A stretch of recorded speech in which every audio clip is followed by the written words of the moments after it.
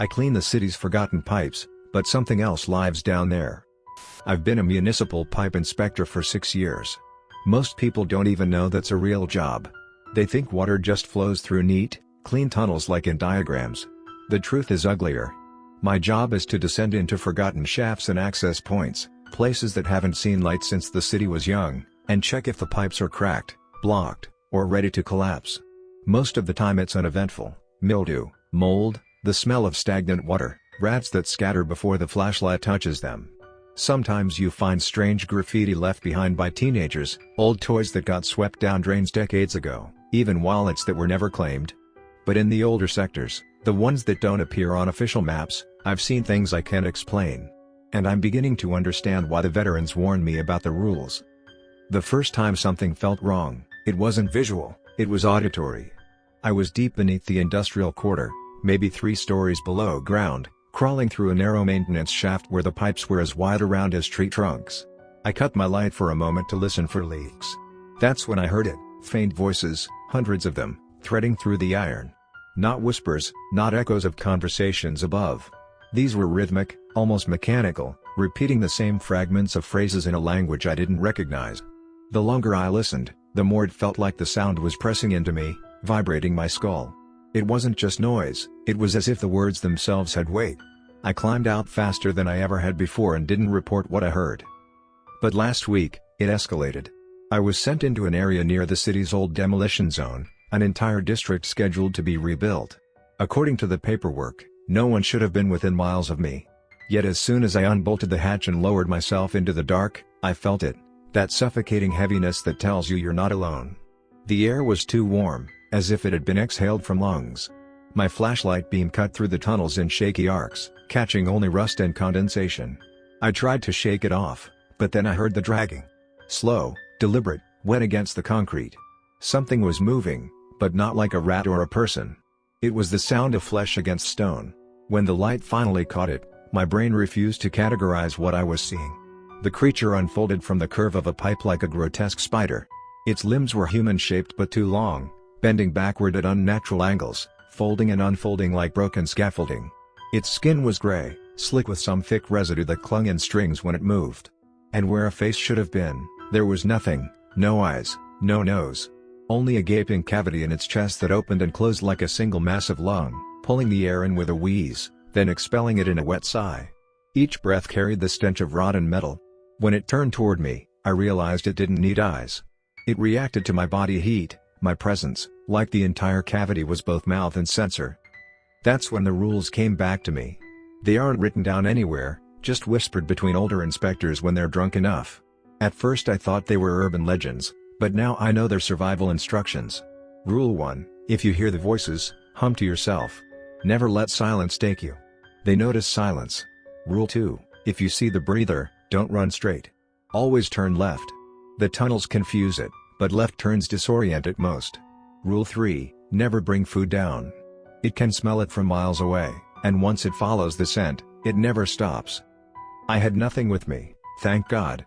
But I had made the mistake of freezing. The breather's cavity flared open, pulling in air so strongly I felt my clothes tug toward it. I snapped my flashlight off, my heart hammering so loudly I was sure it would hear. Then I bolted.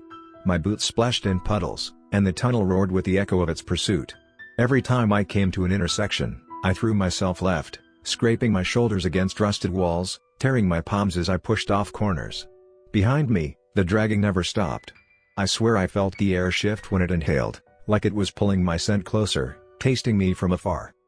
When I finally slammed into a ladder and scrambled upward, the hatch resisted. It was rusted shut, and in those seconds of panic I was certain I'd die down there.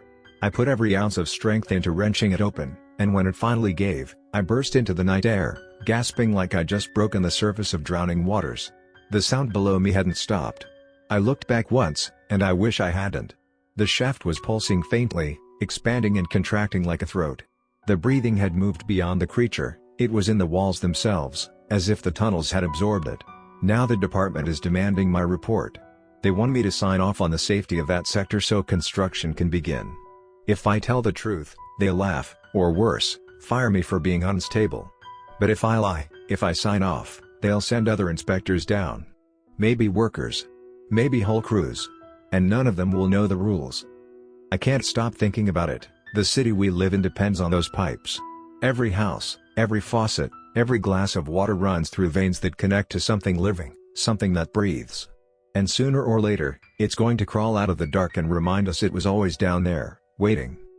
For the past week, I've been waking in the middle of the night drenched in sweat, convinced I can still hear it. Not in my dreams, not in the recesses of memory, actually hear it. That wet inhaling, that cavernous sigh echoing through the stillness of my apartment. At first, I thought it was paranoia. I told myself it was just the air conditioner, or the pipes in my building groaning with age. But the pattern is always the same: 3 long inhalations, 1 staggered exhale, like lungs straining under their own weight. And every time I hear it, the glass of water on my nightstand trembles just slightly, rippling at the surface as if something deep underground is pulling on it. I haven't told anyone. What could I possibly say? That a thing with no face and a hole for a chest is haunting me through the city's plumbing? They'd laugh me out of the job and probably send me to psych evals. But last night, as I stood brushing my teeth, I noticed something that confirmed my worst fear. The drain. It was breathing.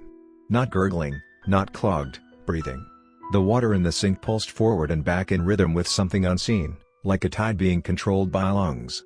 When I leaned closer, toothbrush frozen in my hand, I swear I felt warm air brush my lips. I couldn't sleep after that. I walked the city streets until sunrise, eyes on every sewer grate, every manhole, every storm drain. Have you ever noticed how many openings there are beneath your feet? Thousands of little mouths in the concrete, each one leading down into the labyrinth. And as I passed them, I heard noises, faint at first, then stronger the longer I lingered. Shuffling. Slurping. Once, a wet knocking, like knuckles against metal. Something is moving below us, testing the grates, pressing against the barriers that keep it hidden. This morning, the city reported a burst main under a busy intersection. They said the pipes gave out from pressure buildup. But I saw the footage. The asphalt didn't just collapse, it was torn open from beneath, like something huge had rammed its way upward before retreating. The repair crew cordoned it off, and by evening the news cycle had already buried the story. But I know that was it. Testing. Pushing. Seeing how thin the line between their world and ours has become. I went back to the office today and pulled every old map I could find. Most of the archived layouts stop at the modern grids, but a handful of brittle blueprints go deeper, tracing tunnels no one has touched in a century. There are entire arteries of pipe that have no documented exits, shafts that vanish into blank space. One set of notes, written in faded ink, mentions something chilling, unusable. Veins connect to breathing chambers. Do not disturb. There was no signature, no date, just that warning scrawled in shaky handwriting. Tonight, as I write this, the sound has grown louder. It's no longer faint, no longer something I can pretend is in my head. The walls themselves seem to quiver with it, each inhale pressing outward, each exhale rattling the window glass. And the smell, God, the smell, like rotting meat steeped in stagnant water, seeping through the vents even though the air system is off. I keep pacing between rooms, checking drains, covering them with towels, taping over gaps, but it doesn't matter. The sound doesn't stop. The smell doesn't fade. It's as if the breathing is inside the building now, moving through the infrastructure, swelling upward floor by floor. I don't know how much longer we have. People think cities are built on foundations of steel and concrete, but they're wrong.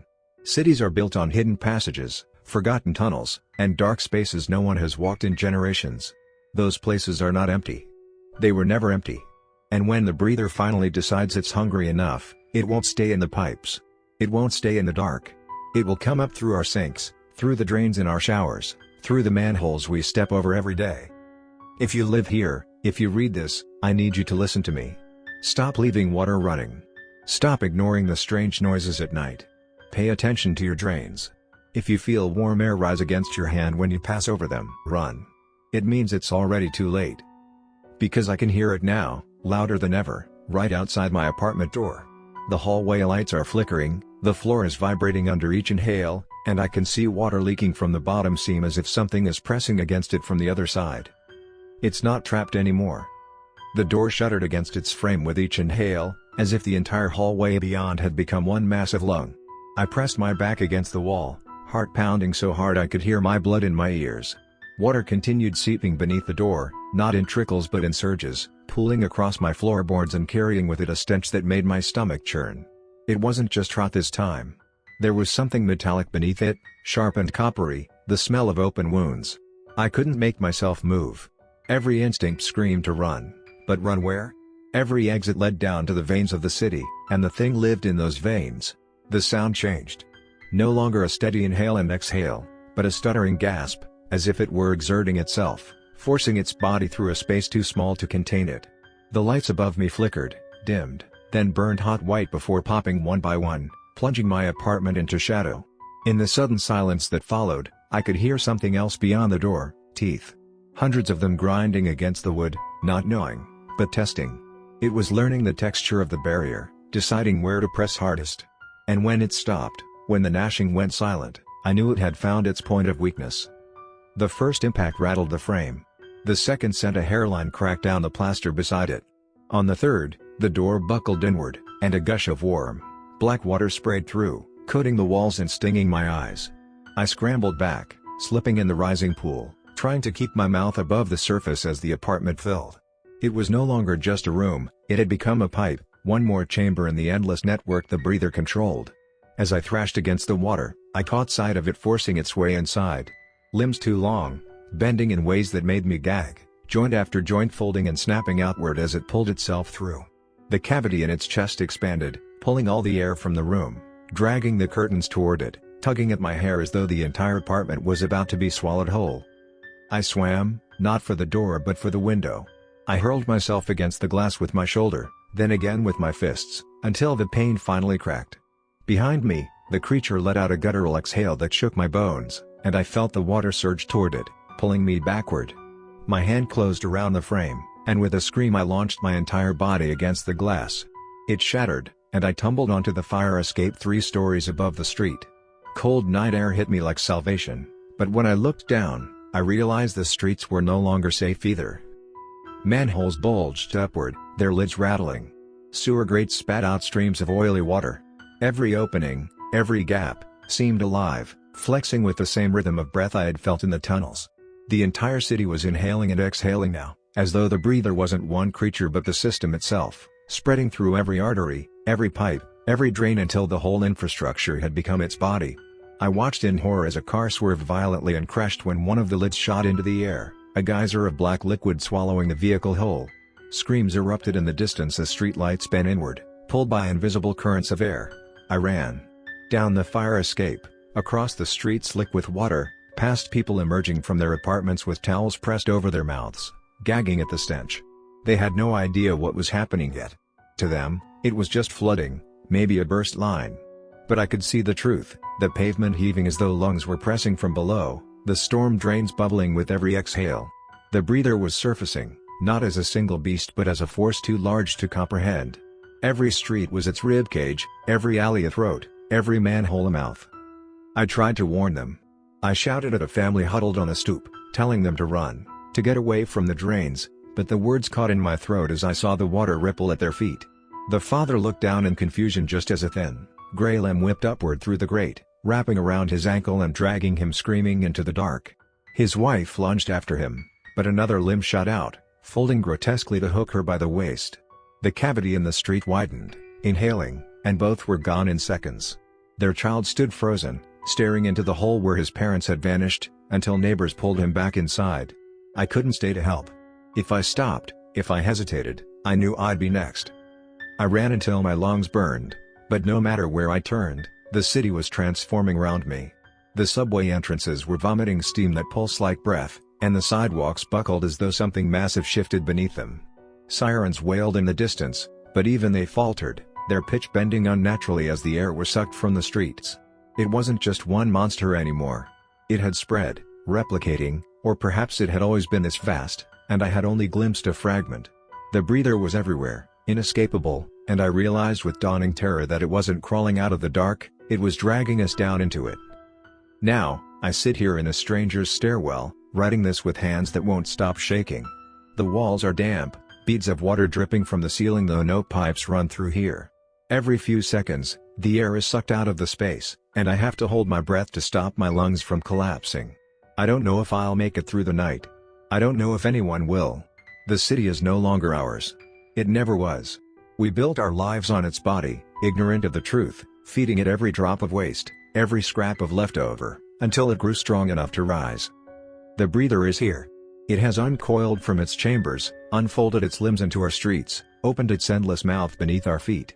And soon, when it is ready, it will inhale one last time, not water, not air, not food, but us. Every single one of us. And I think it already has me.